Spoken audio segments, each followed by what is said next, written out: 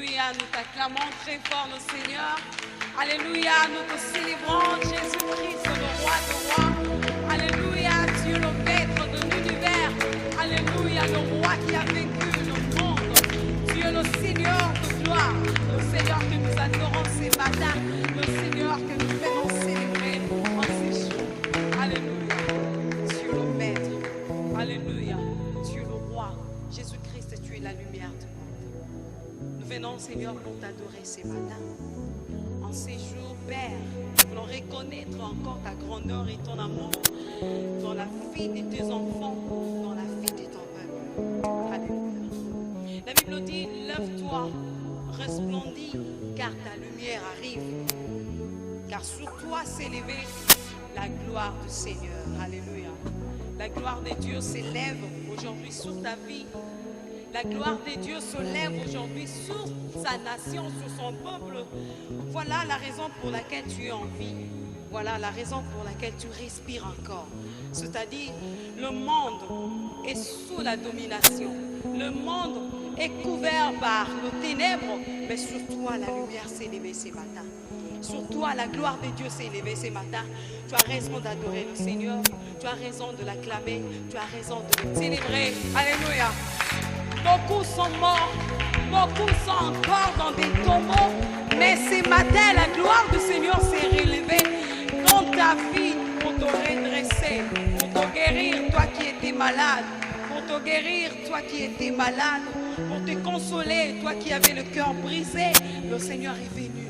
Le Seigneur est venu pour faire resplendir sa lumière dans ta vie. Élève le nom de Jésus, la lumière du monde. Jésus est la lumière qui éclaire nos vies. Jésus est la lumière qui rayonne là où il y avait le ténèbre, la sombre nuit. Jésus est venu pour donner la lumière et pour montrer le chemin. Nous t'adorons, notre Père. Seigneur, nous t'élèvons, le roi de rois. En ces jours dominicaux, en ces jours où nous voulons encore nous prosterner devant ta gloire et devant ton trône, Seigneur Jésus, nous reconnaissons que c'est seul toi seul, capable de rayonner nos vies, de resplendir nos sentiers, Seigneur. Tu viens pour redonner la lumière, Seigneur Jésus. Tu viens pour redonner la gloire qui était perdue. Oh, que ton nom soit élevé, que ton nom soit loué. Alléluia. Nous venons nous prosterner devant toi. Nous venons dire que tu es merveilleux, notre Dieu. Tu es admirable, notre conseiller, Jésus. Le véritable Dieu, c'est toi.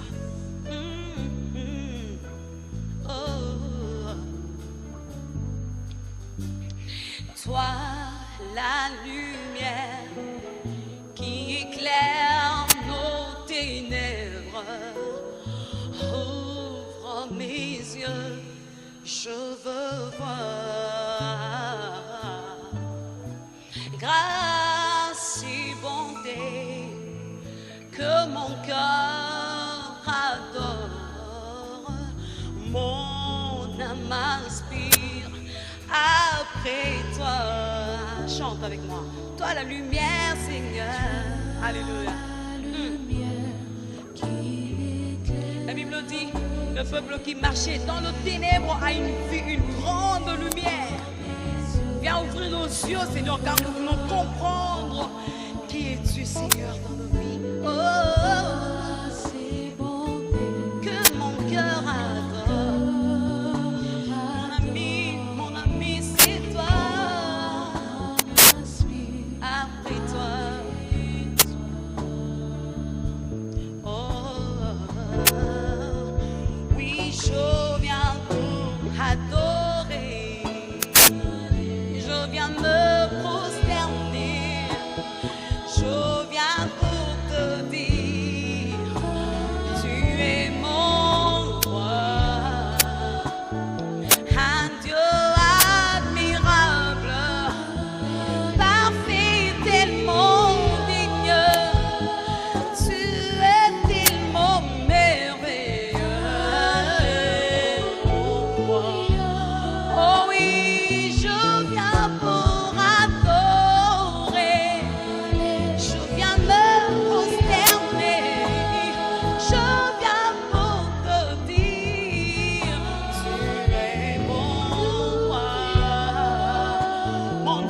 est parfait et digne. Mon Dieu est parfait et digne de louange. Oh, tu es tellement merveilleux. Oh, oh, tu es tellement. Alléluia. Seigneur, tu es merveilleux dans ma vie. Oh oui, tu es tellement merveilleux. Tu es tellement, tu es tellement. Ton bonté sans nom, la couleur riche en bonté. Oh, tu es pour moi. Oh, tu es tellement. Tu es tellement.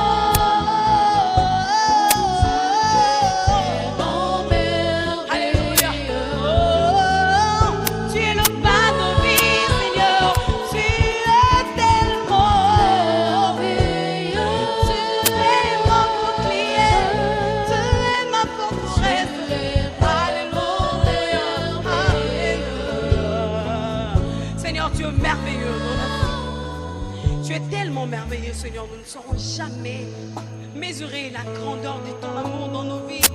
Nous ne saurons jamais mesurer la grandeur de ta bonté, Seigneur. Car tes bontés se renouvellent chaque matin sur nous. Tu viens pour nous éclairer. Tu viens pour redonner la vie, pour redonner la joie. Oh Jésus, tu es tellement, tu es tellement. Oh, alléluia, tu es tellement. Alléluia. Écoute, nous voulons dire, écoute, merveilleux, merveilleux, merveilleux, Jésus, tu es si merveilleux. Oh, adorable. Dans mon cœur, dans ma vie, tu es adorable. Merveilleux, oh Jésus, tu es si merveilleux. Chante avec moi. Oh, alléluia. Merveilleux,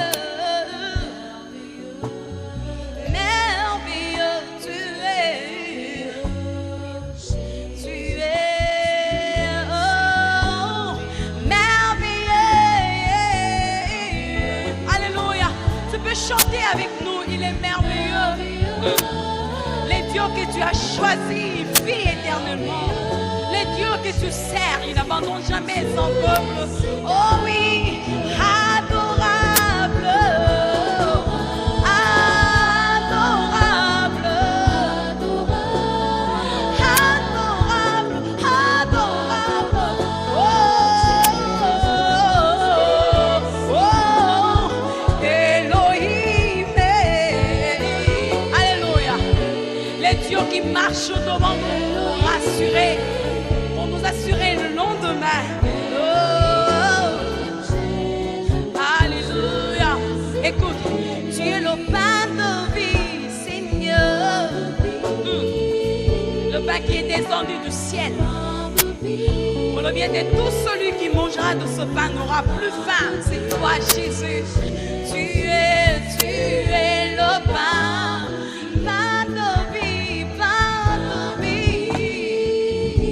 Il est la parole qui donne la vie. La parole qui donne l'espoir. La parole qui restaure. La parole qui donne la joie. Alléluia. Nous confessons que tu es le pain de vie qui est descendu du ciel. Tu es ce que nous sommes en train de nous nourrir. Alléluia. Tu es ce pain qui redonne la vie. Même à ceux qui étaient morts. Tu es le pain de vie, Jésus.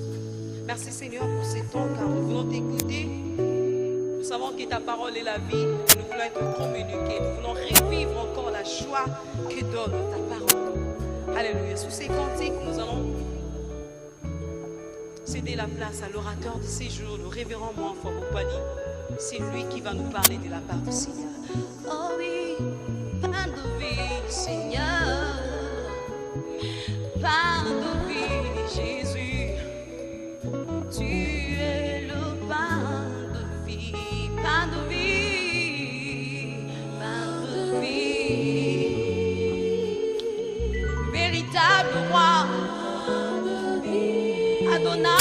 Elohim, El Shaddai, Adonai. Nourris-nous, Seigneur, par ta vie. Sous vos applaudissements, nous acclamons très fort le Seigneur. Alléluia, le pain celui, la main cachée, celui, les restaurateurs, celui qui dit un mot et la chose arrive. Il est là au milieu de nous. Jésus-Christ, le Messie. Jésus-Christ, l'agneau de Dieu. Alléluia. Merci Seigneur.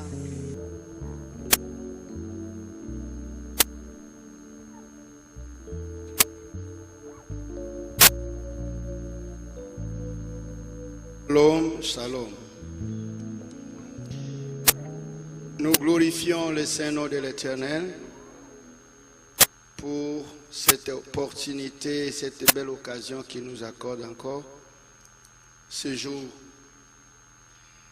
Qu'il soit loué et que chacun de nous reçoive de la part de l'Éternel la grâce, le symbole de l'amour, la miséricorde. Merci à Dieu, merci au Tout-Puissant parce qu'il nous redonne le souffle de vie. Nous sommes dans la série de nos enseignements sur le Léviathan pour exprimer la puissance de Jésus-Christ à la mort, la puissance de Dieu sur les forces du mal. Sans beaucoup tarder, nous lisons les textes dans Job chapitre 40, nous lisons le verset 20. Job chapitre 40, verset 20.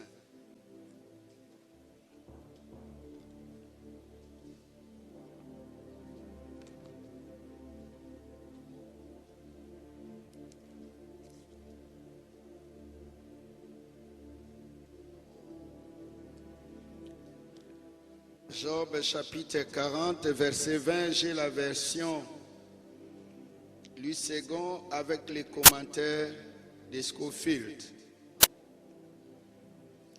Le texte dit ceci: prends-tu le Léviathan à la maison? Saisiras-tu sa langue avec une corde? Et dans d'autres versions, on a prendras-tu le crocodile à la maison? Saisiras-tu sa langue avec une corde?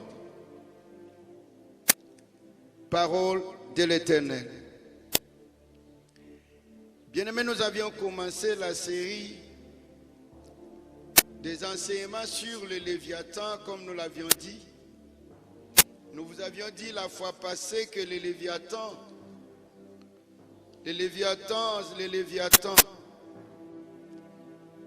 c'est ces dinosaures, ces reptiles fossiles de taille gigantesque. Pourquoi nous insistons sur le caractère fossile? C'est parce que les forces qui nuisent le monde ne se font pas voir. Ce sont des forces voilées, cachées, qui opèrent dans le noir, qui opèrent spirituellement. Nous n'allons pas nous attaquer à des forces physiques surtout, mais nous allons mettre à connaissance et à profit la grâce que nous avons de l'Éternel de pouvoir vaincre les forces du mal. Quand bien même on va illustrer en physique, mais nous allons devoir combattre et permettre au peuple de Dieu de découvrir le schéma où le diable joue.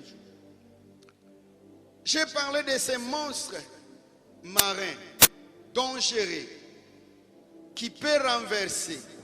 Et je reviens encore sur notre texte des psaumes 104, la strophe 25 et la strophe 26.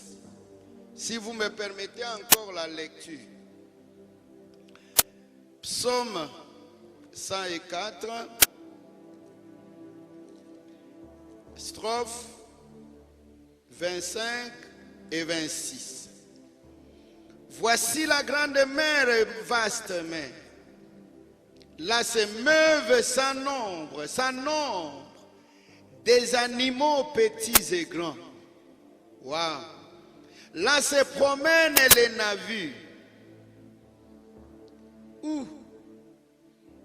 Et c'est Léviathan que tu as formé pour jouer dans les flots. Tous ces animaux espèrent en toi pour que tu leur donnes la nourriture en son temps. La nourriture en son temps.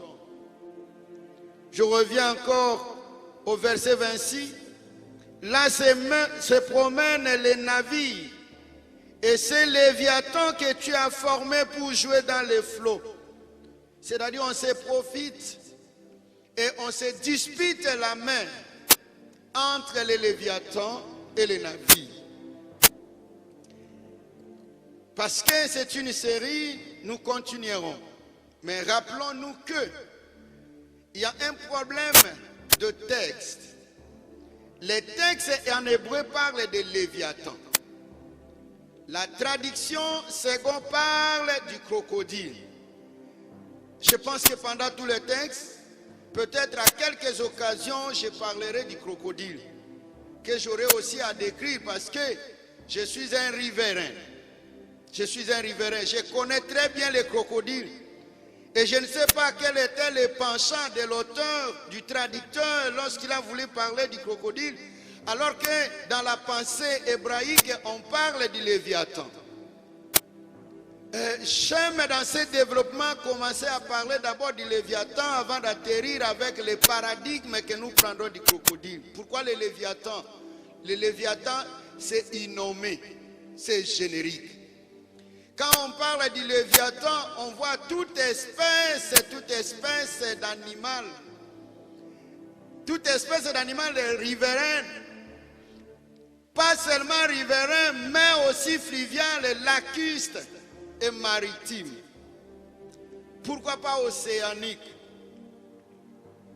Alors, les traducteurs, lorsqu'ils parlent des riverains, ils parlent du crocodile, peut-être par rapport à sa situation. Vous savez que chaque traducteur était frappé par les problèmes, soit par l'environnement, soit par la philosophie, soit par les systèmes politiques.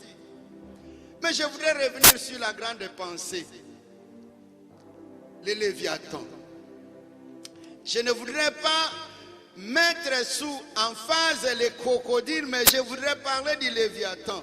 Parce que autant d'animaux marins, autant d'animaux, autant lacustre fluvial, comme je viens de le dire tantôt. Donc les crocodiles est l'un des Léviathans. C'est l'un des Léviathans. Parce qu'il y a des hippopotames, il y a aussi des animaux qui habitent sous et qu'on ne sait pas encore attraper, qu'on ne connaît pas encore. Mais tellement il y a une variété d'espèces dans la mer. C'est pourquoi le traducteur a choisi lui les crocodiles. Donc moi je voudrais revenir sur les Léviathans. Pourquoi sur les Léviathans? Parce que je comprends que la mer est locale. C'est local pourquoi? Parce que nous avons la mer Méditerranée, nous avons la mer Rouge, nous avons la mer Morte, nous avons la mer Morte. Chaque mer dépend du lieu où elle est située. Chaque mer a un nom bien déterminé, avec des caractéristiques différentes. Vous n'allez pas trouver parce qu'elles sont toutes des mers, elles ont la même grandeur, elles ont les mêmes caractéristiques. C'est-à-dire qu'il y a des mouvements qui se font parce que nous sommes en train d'étudier les mouvements. Vous comprenez déjà où nous allons avec la mer. N'allez pas prendre la situation de l'Europe pour la transplanter en Afrique. N'allez pas comparer la situation de l'Égypte par rapport à la situation de la Libye, de l'Afrique du Sud et de la RDC. Mon frère, ce que tu vis comme situation, il ne faut pas m'inculquer dans la pensée que si toi tu as échoué en ces lieux-là, moi je suis obligé de l'échouer. Jamais. Jamais. Vous savez, une histoire un peu simple. Quand on voit les lions, on fuit les lions. Je suis forestier, je connais la puissance du lion. On peut fuir les lions. Mais M. Samson avait tué les lions. Il avait affronté les lions. Il avait cueilli quoi? Le miel. Mais alors que quand vous fuyez, ça dit que vous fuyez le bonheur. Parfois, vous pouvez fuir les bonheurs. Quand il y a pluie, par exemple, nous qui sommes ici à Kinshasa, les gens de bonhommes de partout ne veulent pas de la pluie parce qu'ils savent que quand la pluie vient, ils sont en danger. Mais les gens qui sont au plateau de Bateke, par exemple, pour nous, ceux qui sont à Kinshasa, ils sont contents d'avoir de la pluie parce que la pluie, c'est une bénédiction pour eux. C'est que tes circonstances ne sont pas les miennes, ton environnement n'est pas le mien, tes échecs ne sont pas mes échecs. Là où tu as échoué, moi je peux réussir. Là où tu as réussi, je peux échouer. Tu ne dois pas me forcer à tenir les mêmes discours parce que je ne suis pas dans le même environnement, dans les mêmes conditions que toi. My God. Je disais, chaque mère habite un type ou une espèce d'animaux. Toutes les mères n'ont pas les mêmes types d'animaux. Waouh! Regardez comment dans la mer qu'on appelle les États-Unis d'Amérique, vous qui me suivez des États-Unis d'Amérique ou de l'Espagne, comment il y a les poissons qui sont en train de passer, des poissons. Je parle des poissons. Par jour, ils en ont combien? Pas moins de 2000 poissons qui servent. Mais en République démocratique du Congo, le même coronavirus, par jour fait combien? 0. Aucun poisson n'est attrapé par les pêcheurs. Aucun poisson n'est attrapé. Alors vous me direz que non, le coronavirus peut avoir les mêmes caractéristiques en République démocratique du Congo qu'en Italie. Peu importe la présence de la papauté, nous pouvons ne pas être dans la papauté, mais les filets n'attrapent pas les gens de la même manière. La maison n'attrape pas la même catégorie de poissons, jamais. Vous pouvez avoir les mêmes numéros dans la maison, mais ici on attrape les protecteurs. Là on attrape peut-être les ndakala ou autre chose. Donc la qualité dépend de la présence de celui qui a jeté de l'espace où on est. Vous comprenez déjà que la mer et les léviathans ne seront pas toujours nécessairement la mer Rouge ou la mer Méditerranée. Les choses vont prendre des formes. Peut-être que la mer sera le monde, ça sera ton pays, ça sera ton espace familial ou ton espace professionnel. Je ne sais pas. Peut-être les léviathans pour toi, si ça peut être les crocos, comme à l'Ouose, les crocos à l'Ouose. Mais quelque part, le léviathan sera l'hippopotame parce que ça dépend de ce que tu as placé. Mais tout ce qui m'importe, c'est que léviathan ou pas léviathan, il y a une solution. Et vous allez en voir. Tantôt, le léviathan vers la fin finira par être Jésus-Christ peut être l'hippopotame parce que Jésus a été l'agneau de Dieu. Jésus-Christ est l'agneau de Dieu. Jésus-Christ, on l'appelle l'aigle. Jésus-Christ peut être le serpent des reins. Il prend nombreux noms et différentes formes. Et pourquoi Dieu parle du Léviathan? C'est-à-dire que Dieu caractérise que toutes les forces du mal qui ravagent l'auteur, qui ravagent les forêts, qui ravagent les mers, les océans, les fleuves, n'ont aucune puissance parce qu'il y a un super Léviathan. L'homme qui a la maîtrise de tout et qui peut tout ravager pour le bien des enfants de Dieu. C'est-à-dire que nous allons plus parler du général parce que le Léviathan nous intéresse. Et tout ça parce que les psaumes 119, le psaume 119, verset 130. Psaume 119, strophe 130, cite: la révélation de tes paroles est claire. Elle donne de l'intelligence aux simples. J'ouvre ma bouche et je soupire car je suis avide de tes commandements.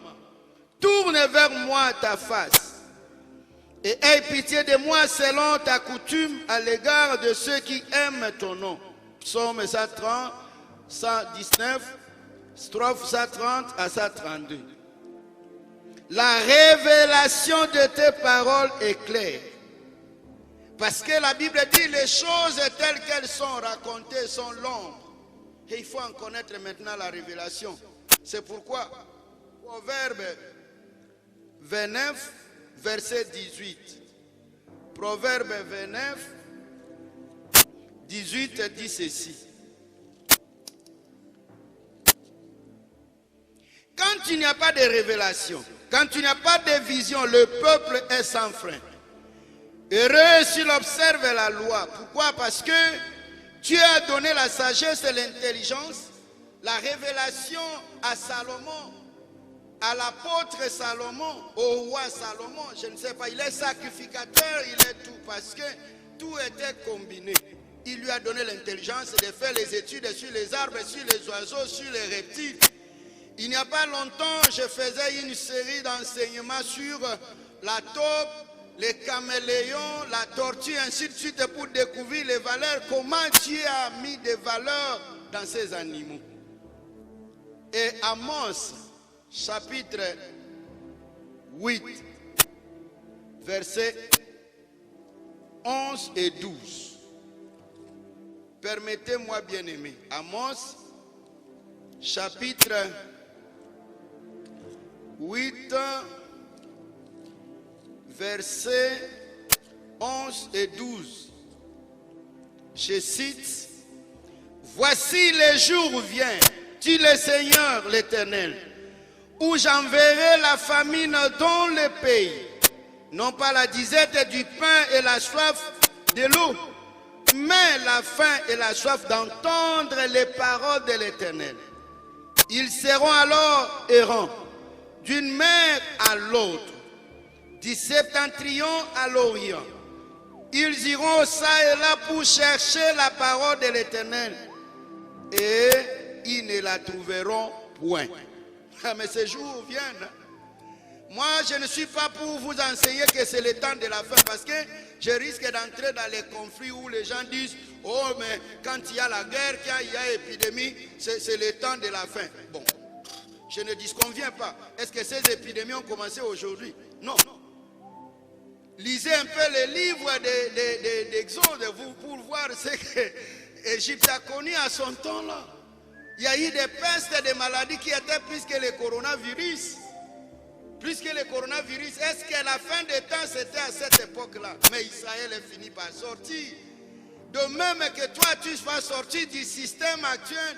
Je ne parle pas de coronavirus. Vous qui centrez l'interprétation sur le coronavirus, pour moi le coronavirus c'est une petite matière par rapport à la colère de l'Éternel. La Bible ne dit pas que vous serez errant de gauche à droite pour chercher les remèdes ou les médicaments, mais vous aurez besoin de la parole de Dieu, parce que qui a la parole de Dieu a la vie, et qui a Jésus-Christ a la vie, et qui a la vérité vous affranchira. Donc le meilleur remède, ce n'est pas les Martina, si c'est Artemax, ce n'est pas le Congo Bololo, ce ne sont pas des chloroquines, parce que si les chloroquines étaient des meilleurs remèdes, je crois qu'il n'y aura plus de morts aux États-Unis d'Amérique, en France et partout ailleurs. Mais c'est parce qu'il y a manque de la parole du Seigneur. La parole du Seigneur. My God. La Bible ne parle-t-elle pas de loups?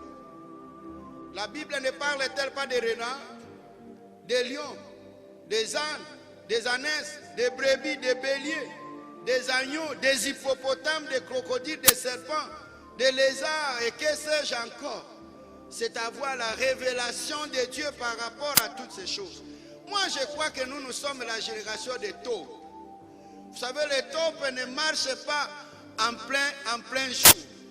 Les taupes, ce sont de ces animaux-là qui marchent souterrain, qui ne prennent pas la direction des autres. Vous ne devez pas agir et comprendre les choses comme tout le monde les comprend. Mais vous avez à comprendre les choses telles que vous comprenez la parole du Seigneur.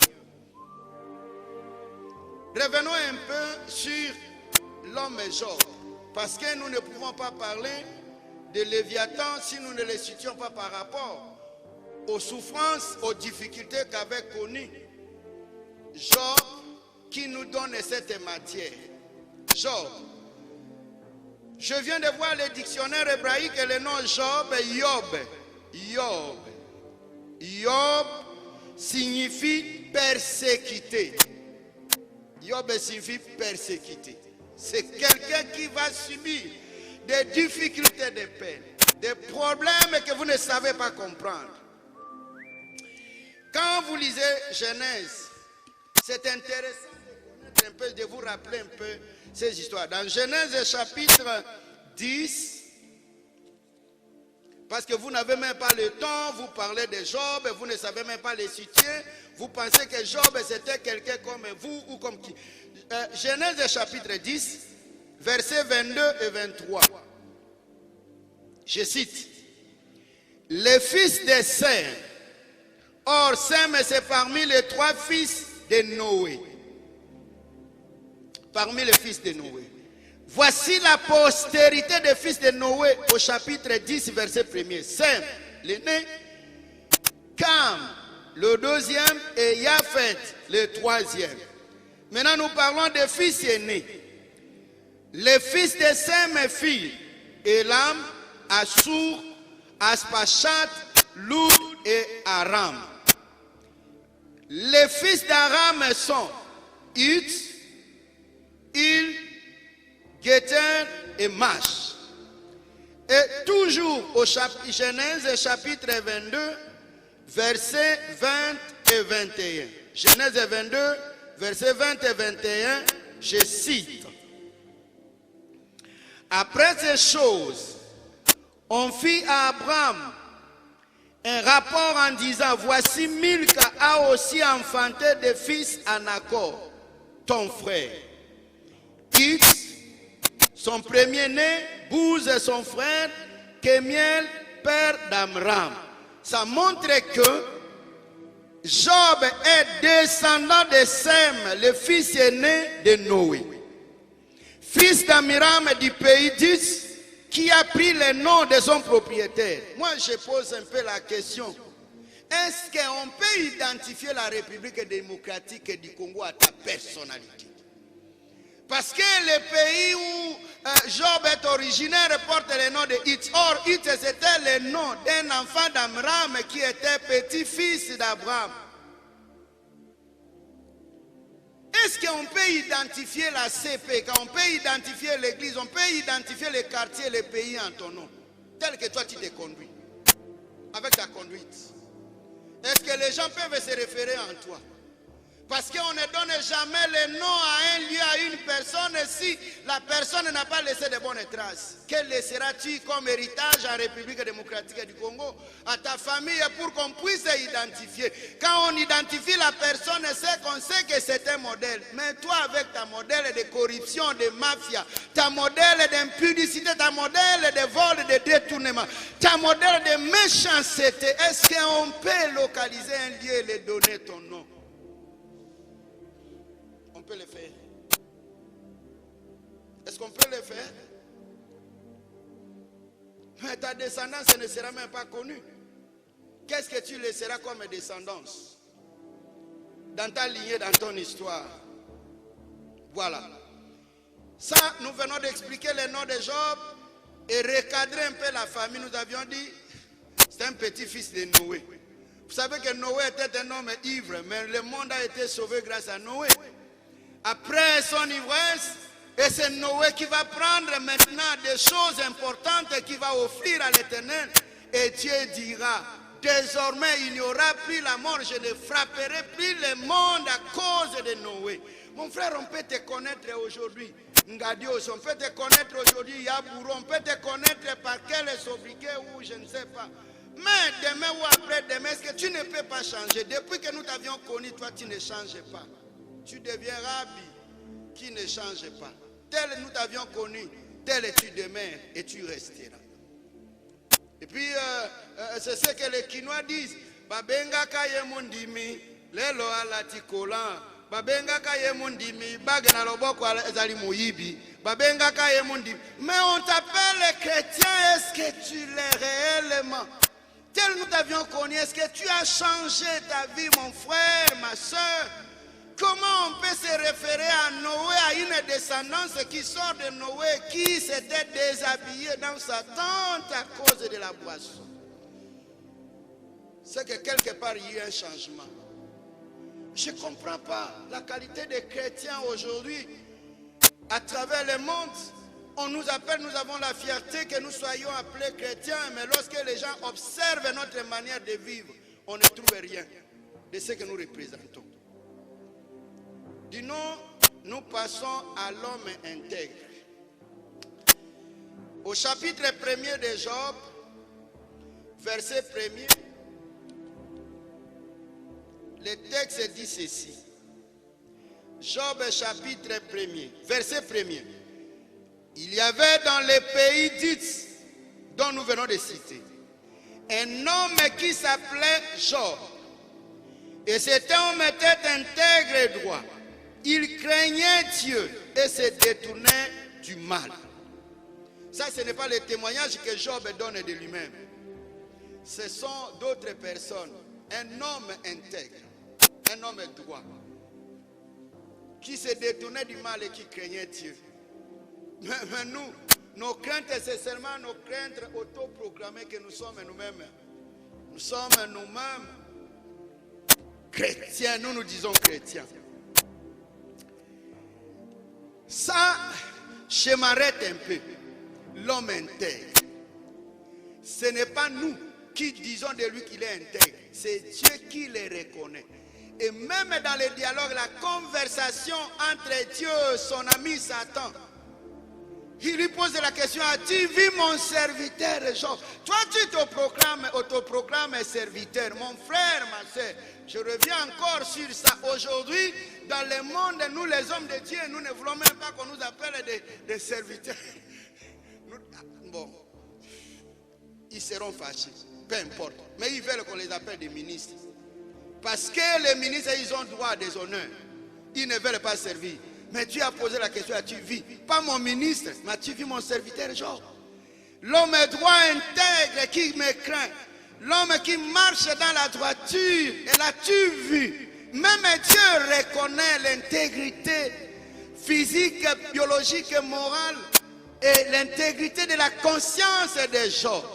Mon frère, est-ce que les gens peuvent témoigner? Comment le monde témoigne de toi? Cet homme intègre. Si je souligne le mot intègre parce que bientôt je reviens. Il est l'homme intègre. Au verset 3, il y a des choses de développement très importantes. Le verset 3 dit ceci. D'abord au verset 2, il lui naquit 7 garçons et 3 filles. C'est une famille nombreuse. Bien-aimé, je ne m'attaque pas à l'Occident, je ne m'attaque pas aux États-Unis d'Amérique. Même si je suis pasteur, je suis juriste de formation. Et en tant que juriste de formation, parmi les éléments constitutifs d'un État, il y a la population, il y a les peuples. Vous voulez éliminer les peuples de l'Afrique, vous voulez éliminer que les femmes ne mettent pas au monde avec le planning familial. Mais ces gens-là qui nous empruntent le planning familial, mettez au monde des enfants. Mais ce sont les mêmes gens qui veulent prendre en possession la République démocratique du Congo. Dans leur petit pays comme la France et l'Europe, vous qui me suivez de la France, vous qui me suivez de l'Europe, vous qui me suivez de l'Espagne, de la Belgique. La Belgique est combien de fois dans la République démocratique du Congo sur le plan géographique? 84 fois. Et la France, 4 fois plus petite que la République démocratique du Congo. Mais la population de la France, c'est combien? La Belgique, vous avez quelle population? Et vous avez quelle richesse? Comment vous pouvez avoir plus de population par rapport à un pays où il y a une grande et une forte densité, où il n'y a même pas de gens, et vous venez nous emprunter les matières qui viennent de l'autre côté? Attention, vous avez quel type de minerais pour prendre en charge? C'est pourquoi les combats du monde sont centrés dans notre pays. On veut envahir l'Afrique, on veut envahir la RDC. C'est la jalousie parce que nous avons une richesse et on voudrait nous limiter. C'est vous qui voulez limiter la volonté de Dieu parce que Dieu ne vous a pas dit que le Congo est un pays pauvre. C'est La République démocratique du Congo n'a pas besoin d'une aide de quelconque. Nous avons l'intelligence, mais que nous prenions seulement conscience de ce que nous sommes. My God. Il était riche, hein? L'homme est riche. Il était très riche. Job. Et regardez un peu vous Congolais, qui voulaient tous devenir des pasteurs, qui voulaient tous devenir des présidents de la République. Je voudrais devenir député, sénateur, ministre. L'économie de ces messieurs, il n'a jamais travaillé dans le cabinet du président ou du roi. Il n'a jamais travaillé dans un ministère. Il n'a jamais été PDG quelque part. Mais regarde la richesse.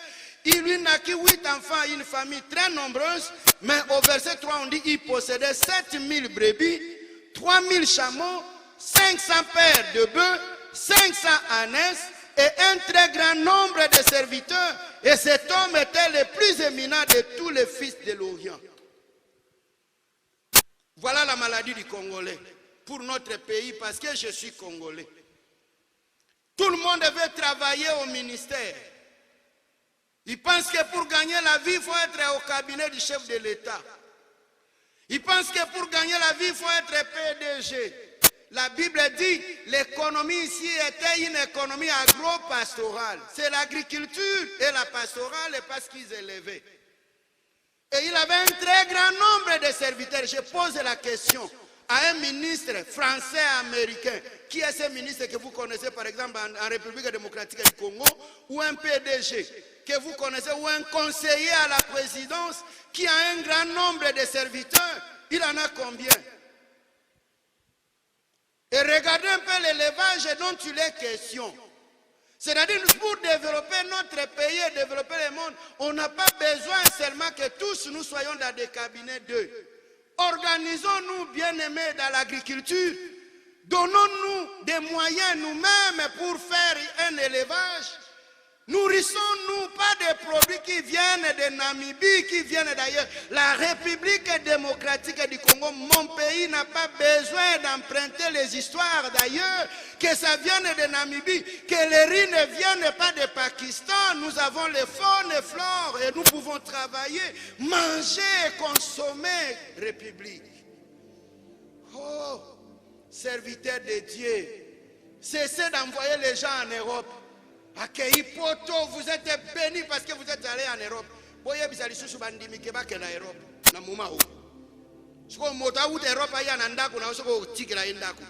Vous qui me suivez de l'Europe, vous savez, aujourd'hui, on nous a trompés, nous, serviteurs de Dieu, nous avons trompé aux gens que la vie c'est en Europe.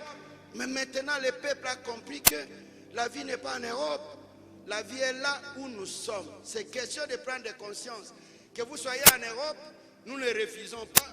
Que vous soyez en Afrique, même si vous êtes à Benamounkangala, quelque part, dans les fins fonds au plateau de Bateke, vous pouvez en valoriser. Souvenez-vous qu'au début de l'émission, lorsque je parlais de la maturité, je vous avais dit, celui qui allait en voyage, je disais,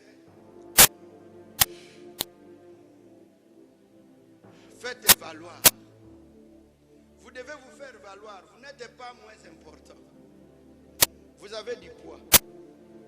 Et la Bible déclare, il avait une grande richesse, une grande famille, une grande richesse. C'était un grand employeur. Pour employer les gens, on n'a pas besoin d'être ministre, on n'a pas besoin d'être député, sénateur, on n'a pas besoin d'être roi ou chef de l'État.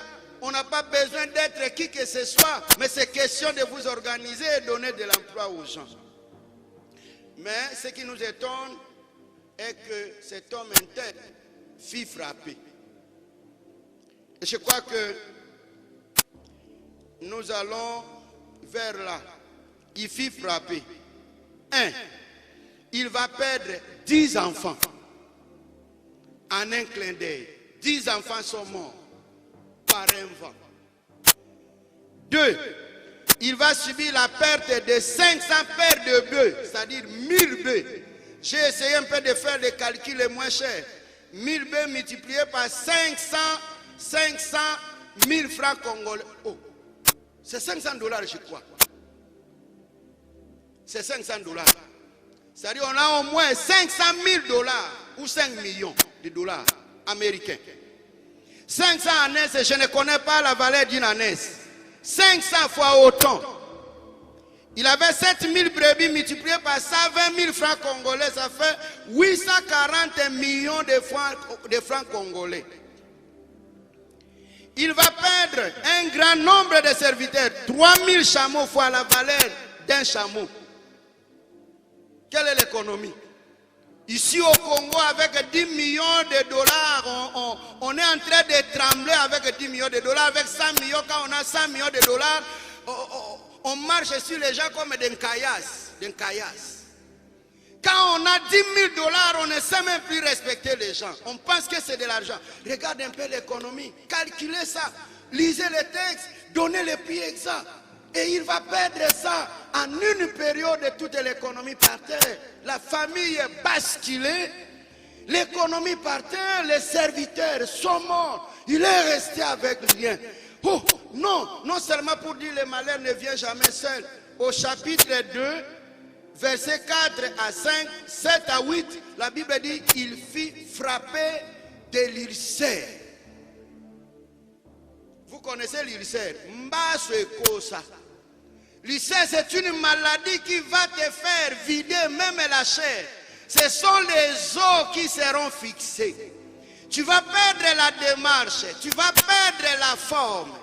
L'ulcère te fait perdre la forme, ça te fait perdre la démarche, ça te fait perdre la fierté. Et tu es rejeté, éloigné, loin de la société à cause de l'ulcère. Oh, quel malheur, quel malheur. Et qui est frappé de ces choses? C'est l'homme intègre. J'ai tiré des leçons parce que je voudrais qu'on puisse prendre même 3 minutes pour prier. J'ai tiré des leçons. Le malheur ne vient jamais seul. Mais qu'est-ce que Job dit? Job n'a pas dit, mes frères et sœurs, ce qui m'est arrivé, c'est mon oncle qui est venu de Bukangalonze. Ce n'est pas celui qui est venu de l'Europe. Job n'a pas imputé ce qui lui est arrivé à un sorcier. Il n'a pas dit que c'est Satan qui m'a frappé. Il n'a pas dit que non, ce sont les oncles qui sont venus de Bandundu, qui sont venus du Kasaï ou du Congo central. Il n'a pas imputé les démons comme au Congo. Je voyais un peu, je suivais un prédicateur kassaïen, ma vie qui dit, merveille dit ceci. Vous savez au Congo, lorsqu'on était encore dans l'école gardienne de la foi, quand on vole son sous-vêtement, quand on vole son cinglet, il s'en va voir le pasteur. Pas pasteur, on a volé mon sous-vêtement, on a volé mon soutien, on a volé mon cinglet, on a volé mes chaussures, on a volé. Oh, mais c'est quoi? Oh mais non, ils sont allés avec mon esprit. Et le pasteur là, Kassaye dit, tout dit tout Sumban Nkombo, ce sont les usagers. Les sous-vêtements que nous achetons ici, les tombolas que nous achetons, nous portons les pantalons de ces gens-là qui ne connaissent même pas Jésus-Christ. Pourquoi nous ne les maudissons pas? Peut-être vous qui me suivez, vous aujourd'hui, vous avez aussi des sous-vêtements d'usagers. Vous avez des soutiens d'usagers, vous avez les pantalons usagés. Mais pourquoi vous ne maudissez pas ces blancs-là? Mais quand on vole seulement votre chemise et cinglet, vous allez vous plaindre chez le pasteur. Et le pasteur dit, Tozo kenda kokota, Tozo kota en profondeur, Tozo kenda kobotola. Tu vas botoler quoi? Qu'est-ce que tu vas arracher? Le Seigneur est avec toi. Quand Jésus dit, je suis avec toi tous les jours, peu importe ce qu'on te fera.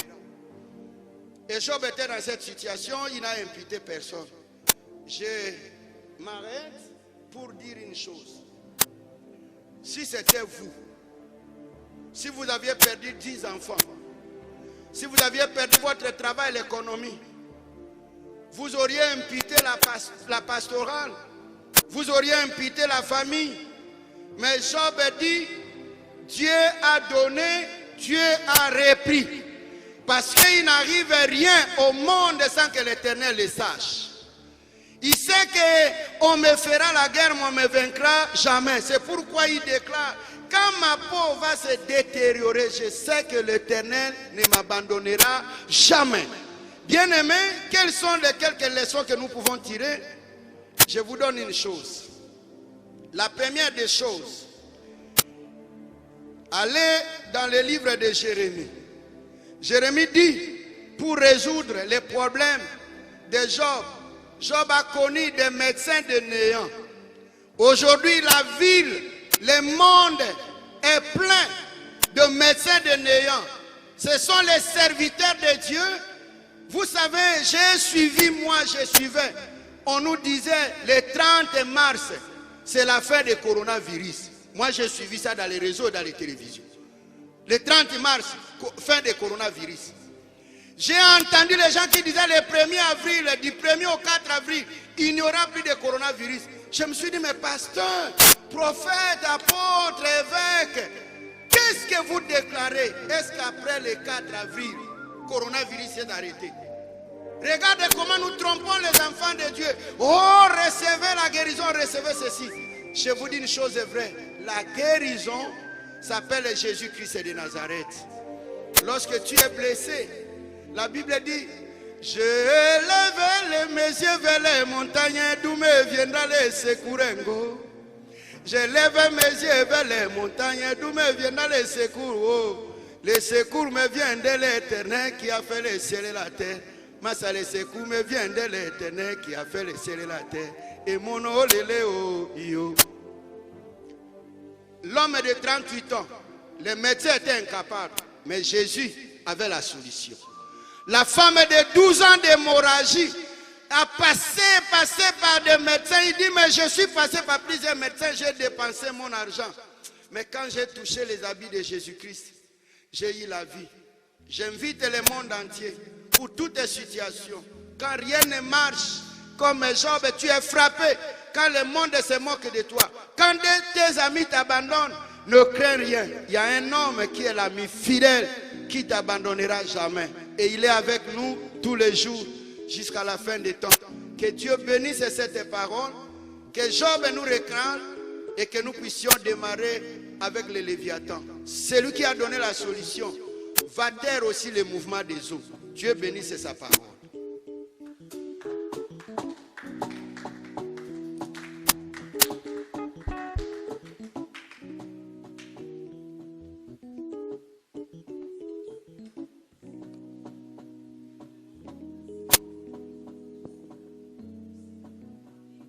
Le Seigneur m'a parlé.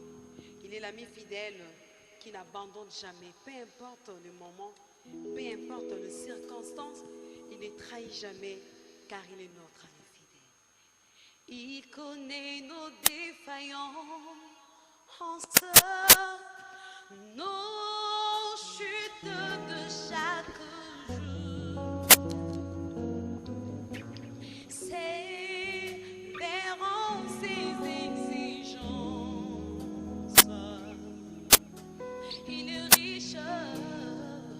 est riche en son amour. Oui, il te connaît par ton nom et il te tient par la main. Il t'a dit qu'il ne t'abandonnera jamais, qu'il ne te laissera pas. Oui, sévérant ses exigences. Oui, il est riche en son amour. Oh oui,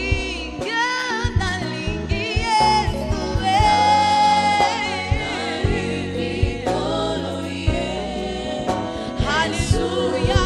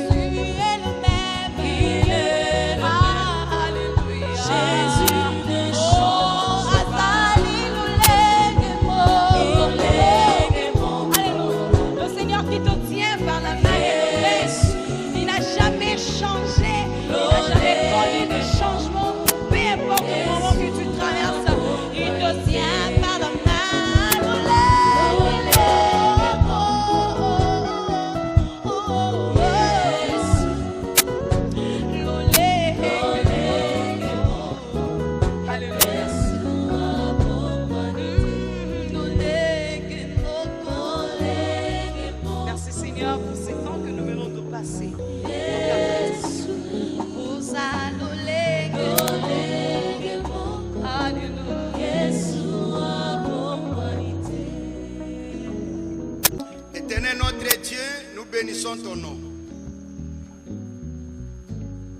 Et nous glorifions ta sainteté. Que ton peuple reçoive de ta part la bénédiction.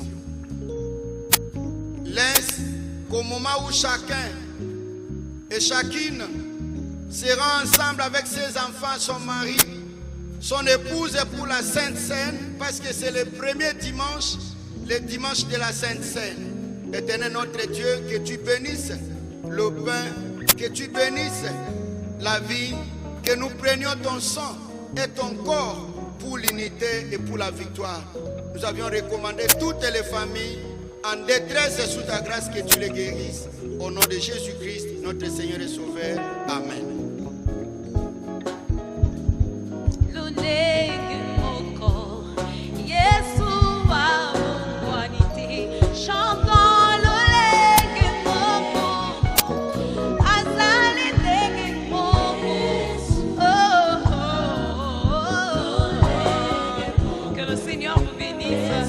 La gloire de Dieu resplendisse dans vos maisons, dans vos vies et dans tout ce que vous entreprenez. Que le Seigneur vous bénisse. Merci Jésus. Alléluia. On acclame très fort le Seigneur. Alléluia. Oh, yes, Abimbi Nankunda. Oh, Abimbi. Alléluia. Oh, yes, Abimbi Nankunda. Tu as raison de chanter. Tu as raison